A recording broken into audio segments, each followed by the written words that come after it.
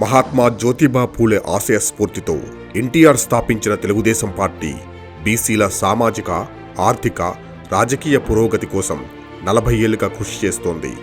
బీసీల ఎదుగుదలే టీడీపీ భావజాలం. స్థానిక సంస్థల్లో బీసీలకు 34% రిజర్వేషన్లు 26 ఏళ్ల పాటు అమల్లో ఉన్నాయంటే దానికి కారణం తెలుగుదేశమే. వెనుకబడిన వర్గాలకు ప్రత్యేక ఉప ప్రణాళిక తీసుకొచ్చిన ఘనత చంద్రబాబుకే దక్కుతుంది. గత టీడీపీ ప్రభుత్వ హయాంలో బీసీ ఉప ప్రణాళిక కింద 30,000 కోట్లు ఖర్చు చేసి 30 ప్రత్యేక పథకాలను అమలు చేశారు చంద్రబాబు. ఉమ్మడి రాష్ట్రంలోనే అమలు చేసిన ఆదరణ పథకాన్ని ఏపీలో ఆదరణ 2 పేరుతో మళ్లీ అమలు చేసి 140 కులవృత్తులలోని 4 లక్షల మందికి 90% సబ్సిడీతో పనిముట్లు, యంత్రాలు అందించారు. 13 కార్పొరేషన్లు, 9 ఫెడరేషన్ల ద్వారా ₹1,00,000 సబ్సిడీతో 3 లక్షల మందికి స్వయం ఉపాధి యూనిట్లు అందజేశారు. చంద్రన్న పెళ్లి కానుక పథకం ద్వారా బీసీ వధువులకు ఒక్కొక్కరికి 35,000 చొప్పున ఇచ్చారు. బీసీ విద్యార్థుల కోసం ఎన్టీఆర్ విదేశీ విద్యాధరణ, ఎన్టీఆర్ విద్యోన్నతి, బీసీ స్టడీ సర్కిళ్లు, best available schools, post matric scholarships వంటి ఎన్నో పథకాలు అమలు చేశారు.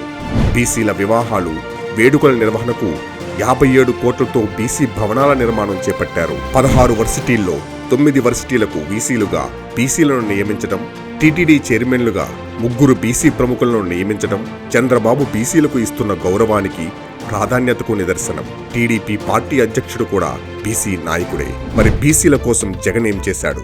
స్థానిక సంస్థల్లో బీసీ రిజర్వేషన్ను 34% నుంచి 24% తగ్గించి 16,800 మంది బీసీ నేతలకు రాజకీయ అవకాశాలను తగ్గించాడు. 28 బీసీ సంక్షేమ పథకాలను రద్దు చేశాడు. బీసీల కోసం 75,000 కోట్లు ఖర్చు చేస్తా అని చెప్పి 56 కార్పొరేషన్లలో కనీసం ₹56 లేకుండా చేశాడు. 12 నామినేటెడ్ పదవుల్లో 50% రిజర్వేషన్లు కల్పిస్తూ చట్టం తీసుకొస్తానని చెప్పిన జగన్ ఒక్క మాటను కూడా నిలబెట్టుకోలేదు. పైగా బీసీలను దారుణంగా అణిచేందుకు 27,000 మందిపై తప్పుడు కేసులు పెట్టించాడు. కంచర్ల జల్లయ్య యాదవ్, తోట చంద్రయ్య, నందం సుబ్బయ్య వంటి 26 మంది బీసీ నేతలను హత్య చేయించాడు. 2,500 మందిపై దాడులు చేయించాడు. తన అక్కను వేధించొద్దని అన్నందుకు 10వ తరగతి చదువుతున్న బీసీ విద్యార్థి అమర్నాథ్ గౌడ్ను వైసీపీ రౌడీలు సజీవ దహనం చేస్తే కనీసం మనిషిగా అయినా ఖండిస్తూ ఒక్క మాట మాట్లాడలేదు. బీసీ ద్రోహి జగన్ పాలన అంతమైతే గాని బీసీలకు భవిష్యత్తు లేదు.